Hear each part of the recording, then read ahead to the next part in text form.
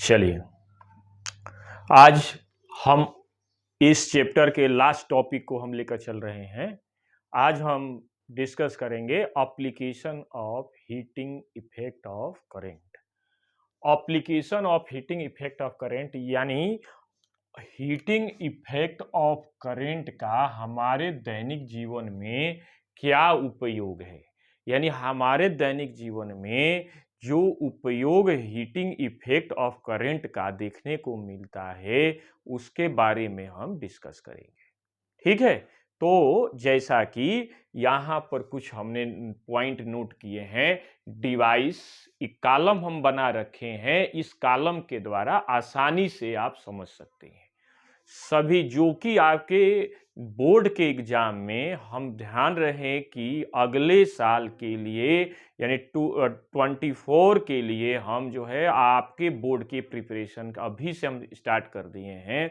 आप बस देखते चलें, हमारे जो YouTube चैनल है उसको आप देखें, एंजॉय करें और फिजिक्स के छोटे छोटे कॉन्सेप्ट, बड़े बड़े कॉन्सेप्ट को आप समझें और फिजिक्स आसान कर लें और बढ़िया से जो भी कठिन से कठिन भी एग्जाम क्वेश्चन आएंगे एग्जाम में आप आसानी से उसको सॉल्व करेंगे।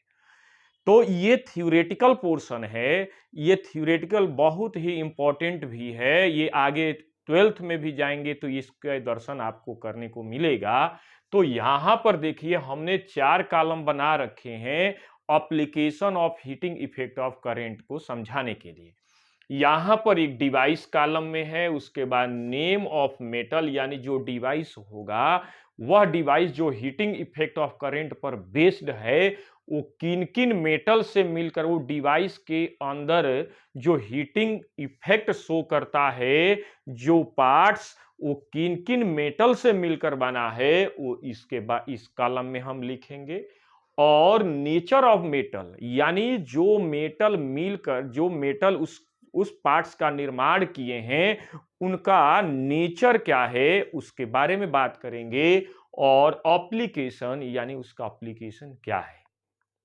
ओके, तो हम पहले लेकर चल रहे हैं आपका ये फिलामेंट ऑफ इलेक्ट्रिक बल्ब। देखें यहां पर फिलामेंट ऑफ इलेक्ट्रिक बल्ब, ये आप जानते हैं बड़ा ही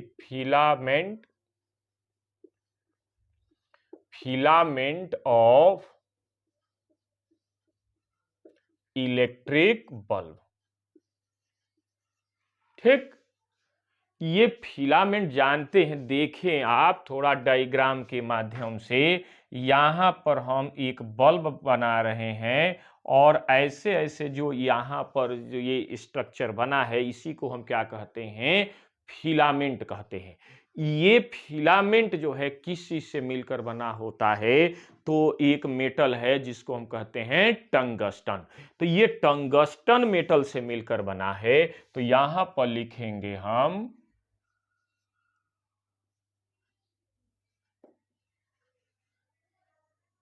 टंगस्टन। ठीक, ये टंगस्टन मेटल से मिलकर के बना हुआ है। अब बात करते हैं नेचर ऑफ मेटल के बारे में। तो इस टंगस्टन जो मेटल है इसका नेचर क्या है। तो नेचर, पहली बात ध्यान रखिएगा कि या इसका मेटल, इस मेटल का जो नेचर होता है वो इसका यह हार्डेस्ट होता है और इसका मेल्टिंग पॉइंट और बॉइलिंग पॉइंट का होता है ज्यादा होता है। और साथ ही साथ इसका रेजिस्टेंस और रेजिस्टिविटी क्या होती है, मिनिमम होती है, कम होती है। ठीक है, तो यहां पर हम लिखेंगे ये nature of metal high melting point, shortcut में लिख रहे हैं बाबू, high melting point and low resistance and resistivity. ठीक, लो रेजिस्टेंस एंड रेजिस्टिविटी, ये क्या है, ऐसा क्यों है, ध्यान रखिएगा। High melting point, melting point high क्यों लिया, क्योंकि यदि ये जो मेटल है, ये जो टंगस्टन मेटल है, जब इलेक्ट्रिक करंट फ्लो कराएंगे इस बल्ब के अंदर तो ये जलेगा कैसे, ये ध्यान रखिएगा। हाई मेल्टिंग पॉइंट, जब ये करंट जाएगी इसके अंदर तो ये जो है क्या होगा, हीट होकर के व्हाइट रूप में जो है, व्हाइट कलर के रूप में यह चमकेगा। चमकेगा यानी ये बल्ब क्या होगा, प्रकाशमान होगा। उस स्थिति में इसका जो है मेल्टिंग पॉइंट यदि हाई रहेगा तभी जो है यह क्या होगा, गल करके नहीं टूटेगा। यदि मेल्टिंग पॉइंट जो है लो हो जाता, यदि लो मेल्टिंग पॉइंट का ये लेते ये फिलामेंट, तो उस स्थिति में बल्ब जब जलेगा उस स्थिति में क्या हो जाएगा, गल करके खत्म हो जाएगा, यानी बल्ब क्या हो जाएगा, फ्यूज हो जाएगा। तो हम कह सकते हैं कि वो बल्ब जो है उचित नहीं होगा। तो यहां पर हाई मेल्टिंग पॉइंट, इसी कारण से इसका हाई मेल्टिंग पॉइंट वाला हमने मेटल यहां पर टंगस्टन लिया। ये पूछता है कि फिलामेंट किस चीज से, बल्ब का फिलामेंट किस चीज से मिलकर बना होता है, तो किससे मिलकर बना होगा, टंगस्टन से। और इसका मेल्टिंग पॉइंट क्या होता है, हाई होता है, और रेजिस्टेंस एंड रेजिस्टिविटी क्या होती है, लो होती है। लो इसलिए होगी, यदि हाई रेजिस्टेंस एंड रेजिस्टिविटी लेंगे तो ज्यादा से ज्यादा इलेक्ट्रिक एनर्जी का जो है लॉस हीट एनर्जी के रूप में होगा, जो कि सही नहीं है। ओके, तो इस तरह से यहां पर हमने फिलामेंट ऑफ इलेक्ट्रिक बल्ब के बारे में बात किया। लेकिन अब बात करते हैं इसका कि एप्लीकेशन। एप्लीकेशन जो है फिलामेंट ऑफ इलेक्ट्रिक बल्ब का जो है ये हाँ, एक और चीज ध्यान रखिएगा कि इसमें जो इसका जो है रेजिस्टेंस और रेजिस्टिविटी जो है लो तो होगी ही होगी, इसके साथ जो है इसकी फ्लेक्सिबिलिटी क्या होगी, हाई होगी। ये भी सब नोट करते चलिए क्योंकि आपके बुक का ये पॉइंट है। And as well as flexibility flexibility as well high flexibility पूरा लिखेंगे हम, हाई फ्लेक्सिबिलिटी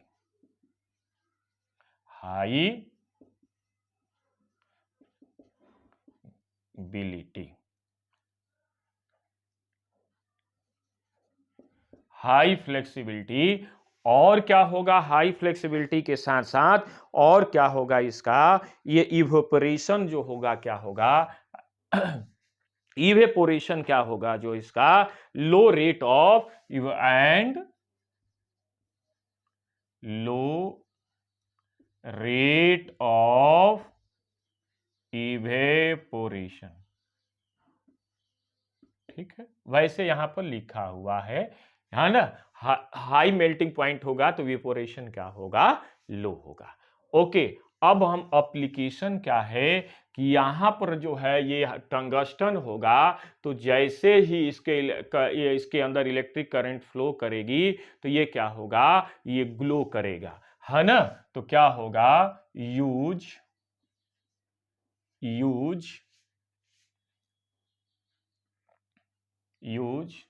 फॉर लाइटनिंग।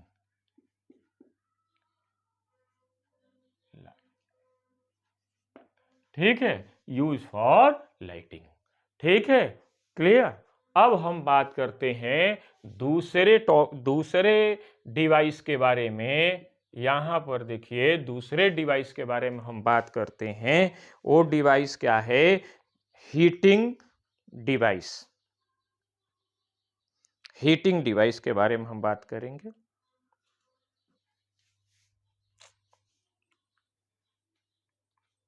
देखते हैं हीटिंग डिवाइस।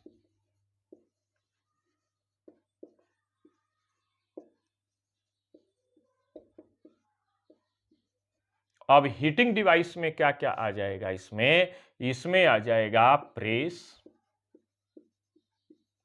आ जाएगा, और क्या आ जाएगा, गीजर आ जाएगा,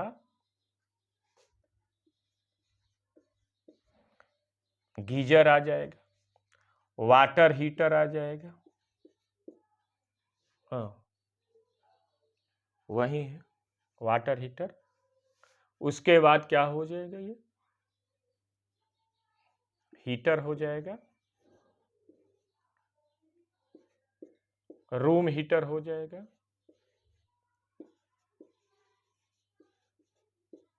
ETC। ये इतने हीटिंग डिवाइस है। ठीक, अब ये हीटिंग डिवाइस है तो इसके जो पार्ट्स है जो कि हीटिंग इफेक्ट ऑफ करंट पर बेस हैं, वो किस चीज से मिलकर बने हैं? नाइक्रोम एलॉय से। ये ध्यान रखिएगा, नाइक्रोम एलॉय से।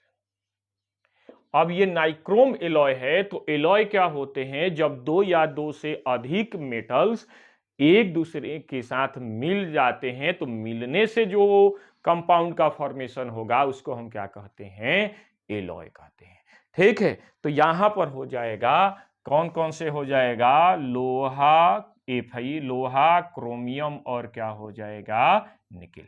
ये ध्यान रखिएगा, ये पूछा जाता है नाइक्रोम, ये केमिस्ट्री का भी टॉपिक है कि नाइक्रोम किस चीज से मिलकर बना होता है? नाइक्रोम लोहा, क्रोमियम और निकेल से मिलकर बना होता है। और ये नाइक्रोम किस चीज का फॉर्मेशन करता है? हीटिंग डिवाइस के अंदर जो प्लेट होती है जो हीटिंग इफेक्ट ऑफ करंट पर बेस्ड होती है, वो उससे ये उसको यह निर्माण करता है। अब बात ध्यान दीजिएगा, नेचर ऑफ मेटल में इस जो नाइक्रोम है, एलॉय है, इसका नेचर क्या होना चाहिए? तो क्या होना चाहिए? सीधी सी बात है कि इसका मेल्टिंग पॉइंट क्या होना चाहिए? हाई होना चाहिए। यदि मेल्टिंग पॉइंट कम होगा तो ये गल सकता है। तो मेल्टिंग पॉइंट क्या हो जाएगा? Have high melting point and high resistance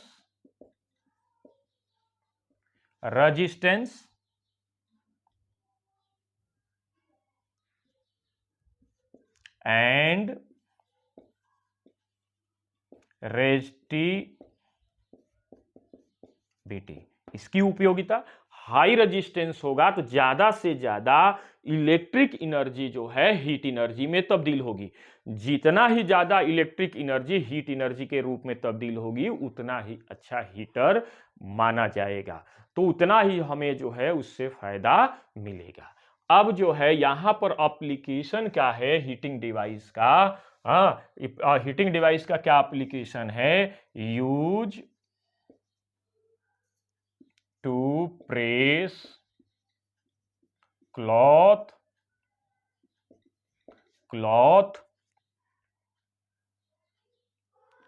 hot heating room water and cooked food. खाना बनाने में भी इसका उपयोग होता है। ठीक है, अच्छा भाई, अब हम चलते हैं तीसरे पॉइंट के, तीसरे डिवाइस के हम बात करते हैं। तीसरा डिवाइस क्या है? बहुत ही ज्यादा इंपॉर्टेंट है। पहला ये बहुत ज्यादा इंपॉर्टेंट है, फ्यूज वायर। फ्यूज वायर क्या होता है? यह किसी भी बोर्ड के अंदर लगा हुआ एक ऐसा डिवाइस है, इलेक्ट्रिकल डिवाइस है, जो कि हमारे घरों के अंदर जो अदर इलेक्ट्रिकल डिवाइसेज है, चाहे वो टीवी हो, हीटर हो, गीजर हो या प्रेस हो, बल्ब हो, फैन हो, इनकी सुरक्षा कब करता है? जब किसी कारण से घर के अंदर वोल्टेज जो है अचानक सडनली इंक्रीज कर जाता है। जब वोल्टेज सडनली इंक्रीज कर जाएगा तो यह फ्यूज वायर क्या करेगा? यह जो है मेल्ट कर जाएगा। मेल्ट करने से सर्किट क्या हो जाएगी? बंद हो जाएगी, करंट आगे जाना बंद हो जाएगा, जिसके कारण आगे आने वाले सभी डिवाइसेस जो है खराब होने से बच जाएंगे। ठीक है, तो यहां पर हम लिखेंगे fuse wire.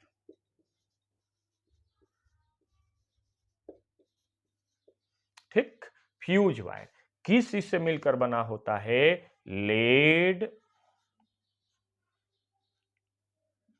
Plus tin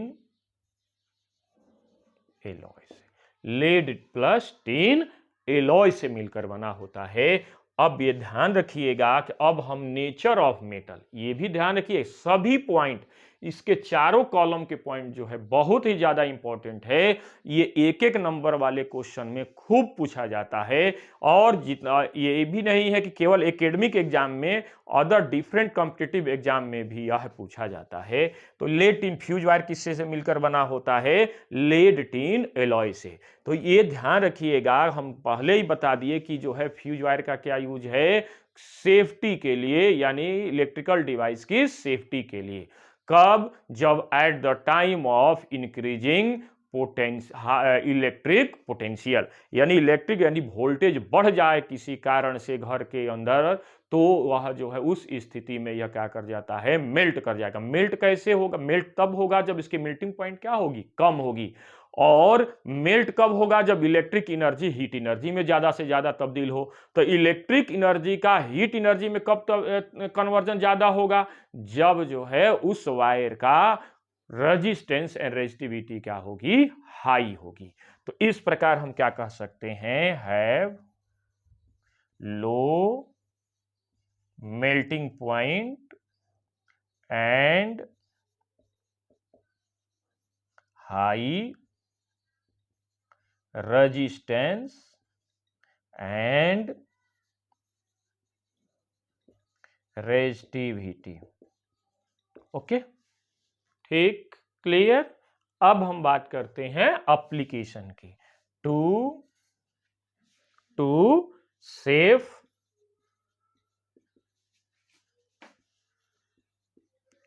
electrical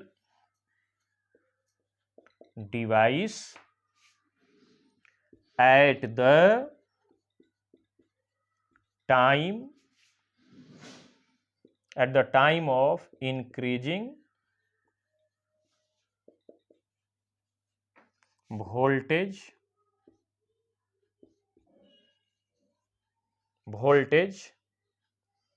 by melting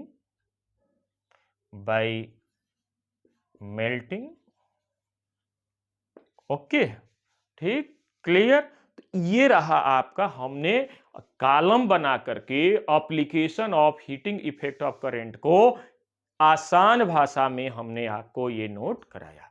ठीक, तो आज ये जो है यहां तक आपके सिलेबस का ये पार्ट रहा। कुछ हम एक्स्ट्रा पॉइंट नोट कराएंगे जो आगे आने के लिए, आपके आगे किसी अदर कॉम्पिटिटिव एग्जाम के लिए वह जरूरी है। तो हम नोट के रूप में करवा करके नोट में कन्वर्ट करके उस पॉइंट को हम आपके नोट्स में ऐड कराएंगे। ओके, चलिए ठीक है। तो ये लास्ट टॉपिक है इस इलेक्ट्रिसिटी चैप्टर का। देखिए कुछ टॉपिक हम जो है नोट के रूप में नोट करवा रहे हैं। जैसे पहला टॉपिक है स्पेसिफिक कंडक्टेंस या कंडक्टिविटी। ये स्पेसिफिक कंडक्टेंस या कंडक्टिविटी क्या होती है? किसी भी कंडक्टर के स्पेसिफिक रेजिस्टेंस या रेजिस्टिविटी के रेसिप्रोकल के इक्वल होती है। इसको किसी से रिप्रेजेंट करते हैं हम? सिग्मा से। देखो ये 6 रूपी बना हुआ है, तो इसको क्या कहते हैं? सिग्मा। तो reciprocal of specific resistance, reciprocal of specific resistance, specific resistance को किसी से रिप्रेजेंट करते हैं? रो से। ये इसको हम क्या कहते हैं? पहले पढ़ा चुके हैं हम, रो, RHO, रो। तो स्पेसिफिक रेजिस्टेंस या रेजिस्टिविटी के रेसिप्रोकल को हम क्या कहते हैं? Specific conductance. किसी से रिप्रेजेंट करते हैं? इसको हम सिग्मा से रिप्रेजेंट करते हैं। आप ये जो स्पेसिफिक रेजिस्टेंस है या रेजिस्टिविटी है, इसका यूनिट क्या होता है? ओम मीटर। तो नीचे ओम मीटर लिखेंगे तो ऊपर जाएगा क्या हो जाएगा? ओम के पावर -1 और मीटर के पावर -1, ऐसे लिख सकते हैं। ओम की पावर -1 और मीटर के पावर -1। ये ध्यान दीजिएगा, ये माइनस का साइन नहीं है, ये माइनस का साइन है, ये तो यूनिट का साइन है, ये मल्टीप्लाई का साइन है। तो ओम मीटर, ओम के पावर -1 और मीटर के पावर -1, ये किसका यूनिट है? ये किसका यूनिट है आपका, ये स्पेसिफिक कंडक्टेंस का। और स्पेसिफिक रेजिस्टेंस का क्या होता है, ओम मीटर। रेजिस्टेंस का क्या होता है, ओम होता है।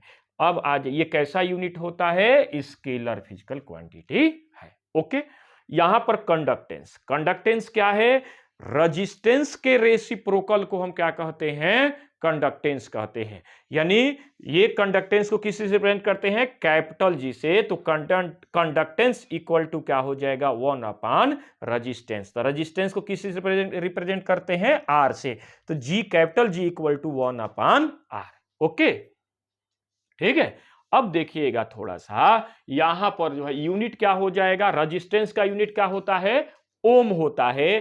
तो यहां पर कंडक्टेंस का यूनिट क्या हो जाएगा, ओम इनवर्स। चाहे इसको हम क्या कहते हैं बाबू, ये महो कहते हैं। और इसका सबसे ज्यादा इंपॉर्टेंट ये है साइमेन। साइमेन किसका यूनिट होता है, कंडक्टेंस का यूनिट होता है। क्लियर, ठीक। और ये कैसा यूनिट है, स्केलर फिजिकल क्वांटिटी है। शॉर्ट छोटा छोटा पॉइंट लिख लीजिएगा, ज्यादा डिस्क्रिप्शन करने की जरूरत नहीं है। स्केलर लिख देंगे तो कोई भी एग्जामिनर समझ जाएगा। ठीक है, आगे चलते हैं। सुपर कंडक्टिविटी, इसके पहले हम लास्ट लेक्चर में हम सुपर कंडक्टिविटी के बारे में हमने बात किया था कि ऐसी फिनोमेना, जिस किसी मेटल के अंदर ऐसी फिनोमेना घटित हो जिसमें उस मेटल का, उस कंडक्टर का रेजिस्टेंस लगभग 0 हो जाए, तो उस फिनोमेना को क्या कहते हैं, सुपर कंडक्टिविटी। और उस मेटल को क्या कहते हैं, हम सुपर कंडक्टर कहते हैं। सुपर कंडक्टर यानी देखिएगा, at a certain minimum temperature, कुछ मिनिमम टेम्परेचर पर किसी मेटल का रेजिस्टेंस क्या हो जाए, कैसा हो जाए, रेजिस्टेंस, इलेक्ट्रिक रेजिस्टेंस क्या हो जाए, 0 हो जाए, becomes 0, then this phenomena is known as super conductivity.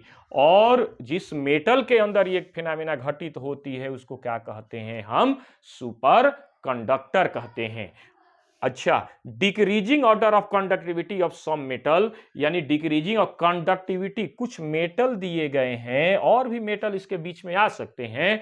तो कुछ सेलेक्टेड मेटल हमने बात किया है कि कुछ मेटल दिया गया है, उसकी कंडक्टिविटी का डिक्रीजिंग ऑर्डर है ना। तो सबसे ज्यादा जो है कंडक्टिविटी किसकी होगी, सिल्वर की, और सबसे कम क्या होगी, नाइक्रोम की होगी। तो यहां पर देखिएगा, सिल्वर, उसके बाद कॉपर, उसके बाद एल्युमिनियम, उसके बाद टंगस्टन, उसके बाद प्लेटिनम, मैग्नीज, कांस्टेंटन, और क्या हो गया, नाइक्रोम। ओके, अच्छा, ये जो है आगे नेक्स्ट क्या है, increasing order of resistivity of some metal, जिसका कंडक्टेंस ज्यादा होगा उसका रेजिस्टेंस क्या होगा, अधिक होगा। सॉरी, जिसके कंडक्टिविटी ज्यादा होगी उसका रेजिस्टेंस क्या होगा, मिनिमम होगा, कम होगा। तो देखिए, सिल्वर का कंडक्टेंस ज्यादा है, कंडक्टिविटी ज्यादा है, तो उसका रेजिस्टेंस एंड रेजिस्टिविटी क्या होगी, मिनिमम होगी। तो यहां पर सिल्वर का रेजिस्टेंस है, रेजिस्टिविटी क्या है, मिनिमम है, और नाइक्रोम का रेजिस्टेंस है, रेजिस्टिविटी क्या है, ज्यादा है। ठीक है, तो ये कुछ पॉइंट्स थे जो कि हम यहां पर डिस्कस किए। आप इसको अच्छी तरह से नोटबुक में नोट कर लीजिएगा, और इस तरह से आपका यह चैप्टर कंप्लीट हुआ। हाँ, एक बात और है, ये चैप्टर कंप्लीट, कुछ हम क्वेश्चन भी, 1-2 क्वेश्चन भी करवा दे रहे हैं, और इसके बाद ये चैप्टर को हम क्या कर देंगे, एंड कर देंगे। और हम चलेंगे नेक्स्ट लेक्चर में, नेक्स्ट वीडियो में हम लेकर आएंगे आपको लाइट, ऑप्टिक्स। तो लाइट जो है, ऑप्टिक्स के 2 भाग है, ray optics and wave optics. तो आपके सिलेबस में केवल रे ऑप्टिक्स पढ़ना है, और रे ऑप्टिक्स में 2 चैप्टर हैं आपके, रिफ्लेक्शन और रिफ्रैक्शन, और उसी से रिलेटेड एक और चैप्टर है ह्यूमन आइज। ठीक है, तो हम 1-2 क्वेश्चन इस चैप्टर से करवा देते हैं। ठीक है, चलिए देखिए, इस चैप्टर से, ये चैप्टर जो है एंड हो रहा है, और ये एंड हो रहा है ये चैप्टर। तो इससे रिलेटेड हम क्वेश्चन 2 क्वेश्चन देख रहे हैं कि यहां पर हीटिंग कॉइल क्या है, हीटिंग कॉइल जिसका रेजिस्टेंस क्या है, 200 ओम। एक हीटिंग कॉइल है, यानी किसी हीटर, किसी प्रेस के अंदर जो हीटिंग कॉइल बना हुआ है, वो उसका रेजिस्टेंस, या जिसको हम प्रतिरोध कहते हैं, कितने ओम का है? 200 ओम का है। और इसके अंदर जो हीट जनरेट हो रही है, वो हीट जनरेट हो रही है, उसका वैल्यू निकालना है। यदि कितनी करंट फ्लो करेगी? 2.5 एम्पियर। यानी उस हीटिंग कॉइल के अंदर 2.5 एम्पियर की करंट फ्लो करा रहे हैं, तो उसके अंदर हीट कितनी जनरेट होगी।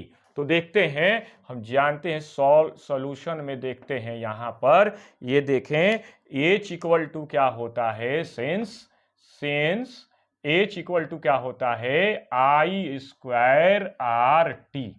ओके, तो यहां पर जो है, यहां पर देखिए कह रहा है एट द रेट, मतलब किस रेट में। तो देखिए टी को इधर ला देंगे, H अपन क्या लिखेंगे? टी। ठीक, तो ये क्या हो गया? एट वाट रेट, मतलब किस रेट से हीट जनरेट हो रही है, तो H/T हो गया वो। ठीक है, ये बात को ध्यान दीजिएगा, टी यहां पर नहीं छोड़ेंगे। यहां पर H/T मतलब the rate of generated heat. तो ये हो जाएगा I स्क्वायर इंटू आर। आई का वैल्यू कितना दिया गया है? 2.5 आई स्क्वायर है तो 2 बार 2.5 लिखेंगे, और आर का वैल्यू कितना रखेंगे? 200। देखिए 2 जीरो से ये दोनों डेसिमल कैंसिल हो जाएगा। 25 इसको हम जो 625 इंटू क्या हो गया? 2। तो इस तरह से इसका आंसर आ जाएगा कितना? 1250 जूल पर सेकेंड। एक बात ध्यान दीजिएगा, यदि कैलोरी में पूछता तो हम क्या करते? यहां पर 4.2 से डिवाइड कर देते, तो ये आंसर आपका आ गया। ठीक है, द रेट, दूसरा क्वेश्चन क्या कह रहा है कि the rate of the resistance of 25 ohm is connected 12 volt battery. एक रेजिस्टेंस को, कोई डिवाइस है तो डिवाइस एक अपने आप में एक रेजिस्टेंस है, तो जिसका रजिस्टर है और उसका रेजिस्टेंस कितना है? 25 ओम। तो 25 ओम का एक रजिस्टर है जो कि 12 वोल्ट की बैटरी से जुड़ा हुआ है। तो पूछ रहा है कि उसके अंदर जो हीट एनर्जी जनरेट होगी जूल में, कितने पर मिनट। मिनट को किस में चेंज कर देंगे? सेकंड में, तो ये हो जाएगा 60 सेकंड। तो कितना होगा हीट जनरेट? तो देखिएगा यहां पर हम सॉल्व कर रहे हैं इसके। H इक्वल टू क्या लिखेंगे? H equal to I square RT। Okay, तो यहां पर जो है I का वैल्यू हमें प्राप्त है। ये बात ध्यान दीजिएगा, I इक्वल टू जानते हैं, सेंस I इक्वल टू क्या होता है? V/R। ठीक है, थोड़ा इधर आते हैं, तो इसको I का वैल्यू को हम यहां पर रख देंगे, इस I के जगह पर इस I का वैल्यू यहां पर रख देंगे, तो हमें हीट का क्या फॉर्मूला प्राप्त होगा? V square by R square into are I into क्या हो गया? टी। बात ध्यान दीजिएगा, V I स्क्वायर है तो ये क्या हो जाए? V स्क्वायर है, ये भी क्या हो जाए? R square. तो एक R से एक R ये कैंसिल हो गया, हमें क्या मिला? V square upon R into क्या हो गया? टी। ये हो गया H के इक्वल। V का वैल्यू देखिए दिया गया है 12 वोल्ट, 12 इंटू 12, और R का वैल्यू कितना दिया गया है? देखिएगा यहां पर R का वैल्यू दिया गया है 25 ओम, और T जो है 60 सेकेंड। तो इसको सॉल्व करेंगे तो हमें क्या पड़ा? 346.6 जूल। और कैलोरी में निकालना होगा तो क्या कर देंगे हम? 346.6 में 4.2 से हम डिवाइड कर देंगे, तो इतनी कैलोरी डिवाइड करेंगे, जो भी वैल्यू आ जाए तो इतनी कैलोरी प्राप्त होगी। ओके, तो इस तरह से यह चैप्टर भी समाप्त हुआ, और हम अगले लेक्चर में, अगले वीडियो में हम ऑप्टिक्स पढ़ाएंगे। ऑप्टिक्स में रे ऑप्टिक्स, और रे ऑप्टिक्स का पहला भाग reflection of light. Okay, thank you very much.